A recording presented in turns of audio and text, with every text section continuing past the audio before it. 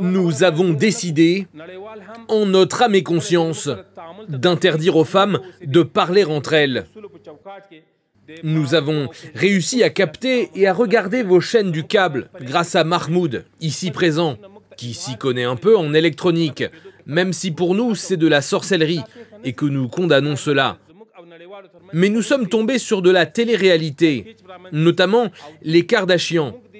Et devant l'indécence et l'indigence du propos de ces femmes impudiques, nous avons décidé que les femmes afghanes devaient valoir mieux que cela et de ne pas se perdre dans des commérages et des piaillements incessants.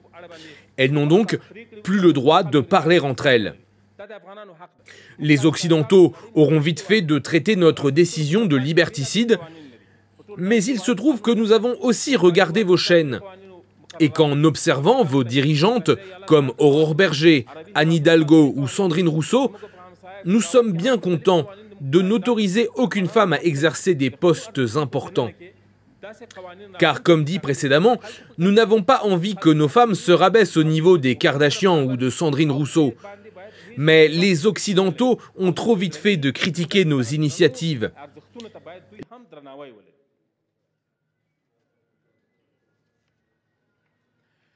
Et je le répète, cette décision n'a pas pour but de les empêcher de propager la rumeur comme quoi j'aurais soi-disant un micro-pénis. Pas du tout. Mon pénis est de taille acceptable, mes frères talibans l'ont observé et me l'ont juré. Donc ce n'est pas du tout pour cela que nous interdisons aux femmes de parler entre elles. Absolument pas.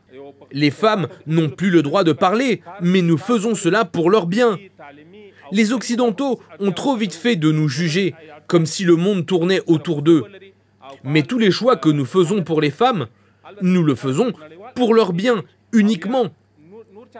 La preuve, nous n'interdisons pas aux femmes de communiquer par gestes, comme le langage des signes, même si pour nous c'est de la sorcellerie et que nous condamnons cela.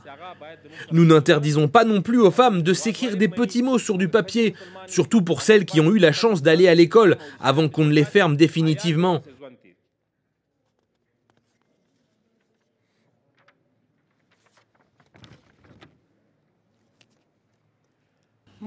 Donc vous voyez, les femmes afghanes ont encore beaucoup de liberté. Et comme d'habitude, nous autres, les talibans, nous allons passer pour d'horribles tortionnaires. Alors nous vous remercions d'ores et déjà de cesser de propager toute cette désinformation à notre encontre.